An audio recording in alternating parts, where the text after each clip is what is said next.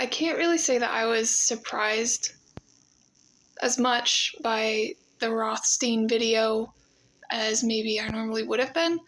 Um, a lot of the things that he talks about, like the racist policies of the federal housing administration and just kind of like income inequality, that kind of exacerbates segregation. Um, a lot of those things I've actually been currently learning about, like in this last semester in another class. Um, so just hearing it out loud and like talked more about, I guess that was kind of the surprising part, like hearing the distinction between public desegregation efforts and private ones. Um, I don't know, like it was more of an emotional thing for me and like more of an upsetting thing to hear it back, I guess.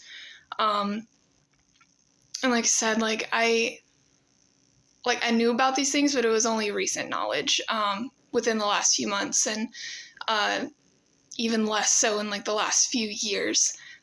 So yeah, I can't really say it was known to me. I certainly didn't learn about it like in school, like in high school. So yeah. As far as my own like local zoning policies, during like the 1950s and onward, I don't really know anything about them, and I tried looking for them, and I'm not sure that there's any internet resource that exists that could tell me that. I mean, maybe, but based on the fact that my community is like 90+% white currently, it's probably not that far off to say that they were racist in nature back then, which is kind of encouraged like the homogenous community that I have now. So there's that. We really do put the white in white cloud. So yeah. And just kind of going on that, like having a more integrated community, I think for my community, most of the people who live here are already like low income, and they live like in functional poverty. So if anything, we would greatly benefit from having like more middle class and maybe even like wealthy residents to really kind of turn around the town. But even besides class, like having more, just having a more diverse like population, I think would be beneficial. Like I think my community would really benefit from that perspective. So yeah. For the third question, two sides of the story. Is there anything missing from the color of law that might modify its argument? I guess I don't really know.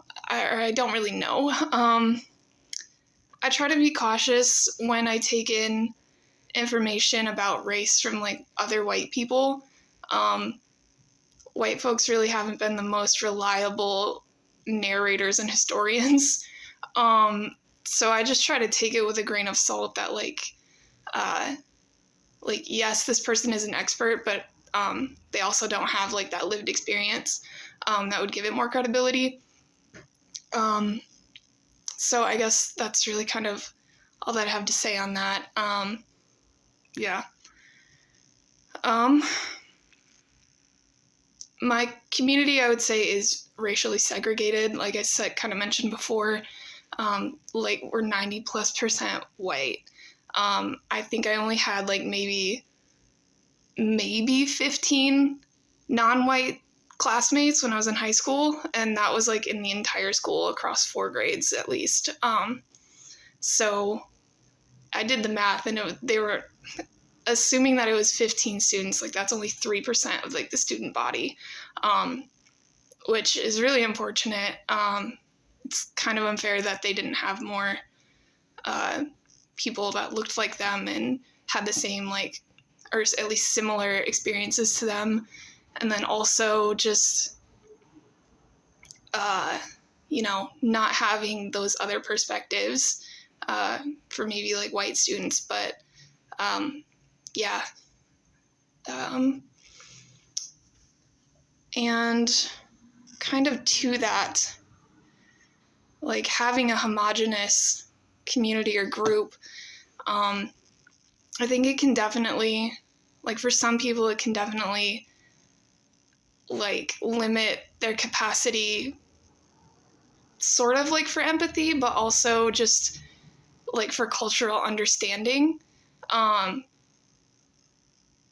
Yeah, and that can just kind of lead to like further like hyper segregation and kind of it.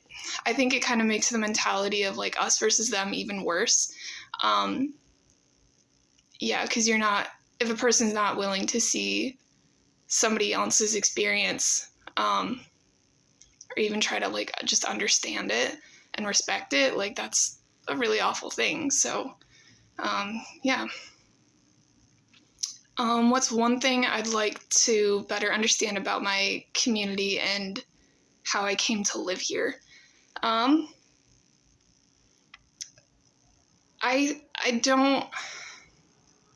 would like to learn more about kind of the history of my community, but I have an overwhelming feeling that it would be not positive. And so I wouldn't really look forward to that, but like it's still important to know like the history and like good or bad. But yeah. I'm curious but cautious, I guess. So, yeah.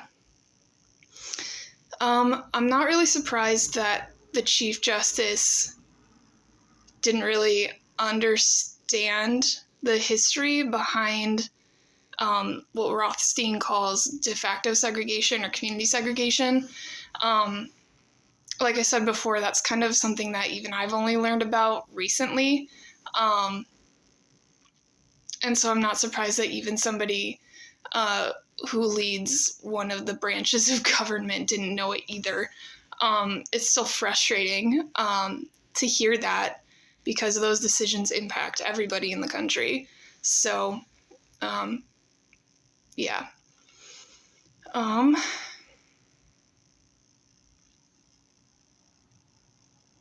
This is kind of a dense prompt, so I'm just looking at my notes.